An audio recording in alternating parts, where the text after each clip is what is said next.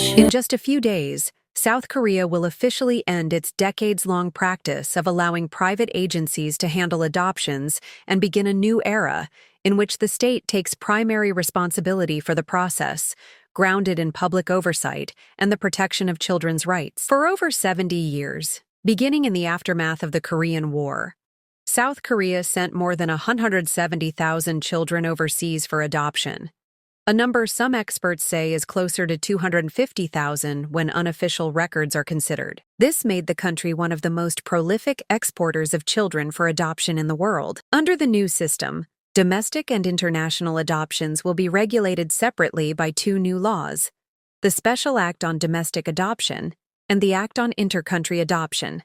Both were passed by the National Assembly in 2023 and come into force on July 19th.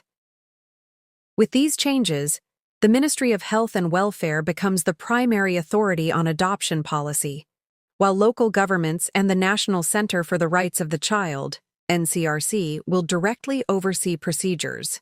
From July 19th, the state, local governments, and the NCRC will carry out what private adoption agencies have handled until now, the NCRC said in a written response.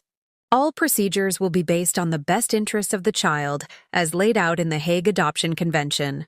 The reforms reorganize how adoptions are handled from beginning to end, both domestically and internationally. The reforms reorganize how adoptions are handled from beginning to end, both domestically and internationally. Courts will continue to issue final adoption approvals and now have the power to authorize temporary custody before final approval to support early bonding. In international adoptions, the state becomes the official central authority, responsible for overseeing both outbound, Korean children going abroad, and inbound, overseas children coming to Korea, adoptions. The Ministry of Health and Welfare negotiates procedures with other countries and monitors post-adoption welfare. Certified agencies conduct screening and monitoring, while the courts finalize placements. Children's participation is also newly enshrined in law. Courts must now listen to adoptees' views regardless of age, a change from the previous threshold of 13 years old. While many adoptees have welcomed South Korea's adoption reform, they emphasize that for them, the issue is not just administrative, it is deeply personal. Underscored the need for support services for struggling families, including single parents, disabled caregivers, and low-income households, so that children are not separated due to poverty or stigma. If a child can grow up safely and lovingly in their birth family, that's what should happen, she said.